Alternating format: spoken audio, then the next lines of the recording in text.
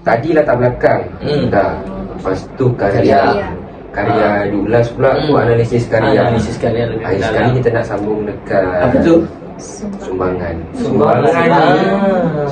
orang kata Orang hebat mesti ada sumbangan kan? Betul, sumbangan ni orang kata satu topik yang khas, Special. Sebab tu kita bawakan orang special, Cik Farah. Originally from Johor. Dan yang menariknya, Cik Farah ni ada keturunan Bugis, sama seperti Ikut, sama seperti Raja Adi 10% sahaja. Dan yang kita tahu ni, orang-orang Bugis ni selalunya orang-orang hebat. Orang-orang yang Bersastra. ya, bersastra, ilmunya tinggi. Tak silap saya, Azrin pun Bugis kan? Tak, tu Salah maklumat tu. Salah maklumat lah tu. selama ni. Okay. Tak sabar saya nak dengarkan apa sumbangan Raja Ali Haji ni dari Cik Farah. Okay, pertama sekali izinkan saya bergurindam. Oh, boleh. Oh, pada bergurindam. Pandai. Tapi jangan rasa seram lah. Okey. Ingat akan dirinya mati, itulah asal berbuat bakti. Akhirat itu telah pun nyata kepada hati yang tidak buta. Betul lah. Sabar. Pernah dengar ke? Apa tu? Pernah Tak dengar? pernah dengar. Macam dalam cerita. Ke? Tak pernah dengar? Tak pernah. Jangan Azrin. Sebab saya tak tahu. Azrin buku tak buka. Bukan. Itu bukan dari buku sebenarnya. Kalau pernah tengok cerita Seram Legend Apa tu? dalam Malaysia ni yang Maya Karin tu. Apa? Main Karim. Cerita Pontianak Harum Senda Malam. Jangan tanya benda-benda dekat Azrin. Okey, inilah saya nak kongsikan sebenarnya. Okay. Silakan. Dalam cerita tu dia ada 2 siri je. Kita tahu yang Maya Karin tu pegang watak Pontianak. Sebelum tu dia primadona. Dia bawa zaman yang taklah 1900 macam tu lah. Lepas tu dalam filem tu dia ada gunakan gurindam Raja Ali Haji yang saya gurindam tadi. Oh, tadi gurindam Raja Ali Haji. Ya. Patutlah sampai. Sampai yang macam ni Pontianak yang dia bawa watak tu kan seram. Jadi dia bawa trauma, bukan trauma lah, dia bawa macam takut kepada siapa-siapa yang tengok cerita tu dulu sampai sekarang. Memang kalau tengok dekat situ mungkin mata dia macam tu ke. Itu yang kalau saya cakap kalau dengar jangan seram. Mungkin tak pernah dengar, so tak seram lah kot. Saya tak boleh kalau seram-seram ni. Siapa kata saya? Dia merinding. Jangan. Saya tu nampak mata ni agak sebab berindam. Kalau Azrin nampak mata saya nampak macam duta. Jadi bila orang baca gurindam yang saya baca tadi tu pasal ke-12. Dia pasal dengan Tuhan lah. Tapi bila orang dengar, orang kata, janganlah, seram lah. Macam mantra. Sedangkan gurindam tu dia bagi nasihat. Tentang apa tadi? Nasihat. Mati dengan akhirat. Betul, akhirat. Saya dengar mati je tadi. Tapi sebenarnya apa je benda besar yang Raja Ali Haji dah ada. Contoh macam sumbangan dia dalam perkembangan sastra Melayu. Kita bukan sastra Melayu. Sastra Melayu banyak, dia meliputi banyak lah dia punya sumbangan. Antaranya bidang penulisan, sejarah, bahasa, agama. Jadi kalau dalam sejarah, beliau pernah hasilkan 2 karya, iaitu kitab sastera sejarah yang penting untuk keturunan Melayu dengan Bugis. Sebab beliau pun memang berketurunan Bugis dari Johor Riau, Johor Lingga. Johor Riau Lingga. Jadi kitab yang beliau hasilkan ni kitab Salasila Melayu dan Bugis yang menceritakan keturunan Melayu dan Bugis. Kemudian kitab Tufa Al-Nafis yang sudah cakap tadi. Macam bunyi kuih Arab. Kuih Arab. Lapar ke? Lapar ke? Okay. Masuk Lapar ni. Dah masa waktu lapar. Bunyi tapi nak kuat. Okay. Jadi yang seterusnya kalau dalam sumbangan yang dalam agama, beliau ni pernah jadi guru kepada Yang Tuan Yang Tuan Muda Riau, pembesar dan juga rakyat jelata. Oh, guru kepada orang-orang besar waktu tu lah. Orang yang ada pangkat-pangkat atas-atas. Ya kan guru biasa lah ni.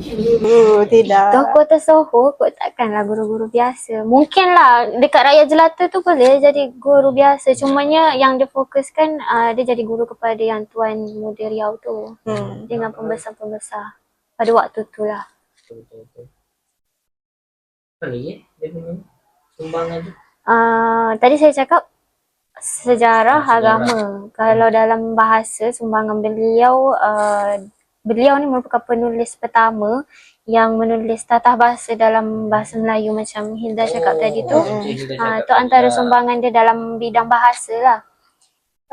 Kitab Bustan Al-Katibin. Bustanul Al-Katibin. Inilah tadi apa? Kamus. Kamus tata bahasa. Maksudnya macam yang kita tahu sekarang yang paling umum apa tu dalam bahasa Melayu lah. Macam yang tadi agama, sejarah apa itu kita baru tahu dari latar belakang. Mungkin dari segi agama itu dari karya-karya dia tu kita dah nampak dari mana turun, dari mana turun ke mana, untuk siapa apa semua tu yang kita nampak. Lagi bahasa Melayu sampai sekarang kita belajar benda tu kan, kita tahu walaupun kata dah ada pembatas yang kita sendiri yang buat, kita sendiri yang bina pembatas untuk kita tahu karya-karya beliau, apa sumbangan beliau yang kita baca sekarang, apa yang kita ada sekarang ni, dari mana asal-usul dia. Sekarang ni kita dah tahu kita yang kita ada sekarang ni tak cukup sebenarnya. Banyak lagi yang terselindung tak tahu lagi. Contohnya macam yang Divya beritahu tadi, ada syair, ada gurindam, ada apa? Kitab kitab-kitab. Lepas tu ada tak lagi selain daripada Sumbangan dia bahasa Melayu ada lagi tak? Yang lain? Ada satu yang sejarah, sumbangan beliau dalam sejarah. Saya tadi cakap dia hasilkan 2 kitab yang tentang Melayu dan Bugis. Dalam tu dia ada hasilkan catatan sejarah. Maksudnya pada tahun ni apa yang berlaku, pada tahun ni apa yang berlaku. Dia bukan sembang kosong lah. Sejarah kan tepat, padat, fakta kan. Jadi dia buat catatan sejarah tu lah tentang Melayu dan juga Bugis. Lepas tu beliau ni juga penulis pertama dalam sejarah yang tulis tentang perkembangan tamadun Melayu Islam pada waktu tu 1800 abad 19.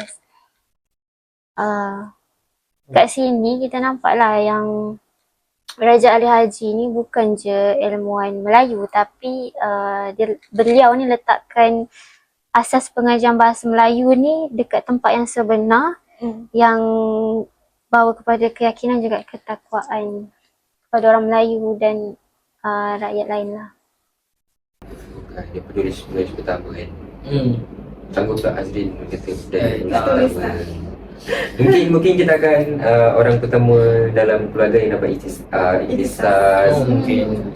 Itu mungkin kan. Mungkin PhD.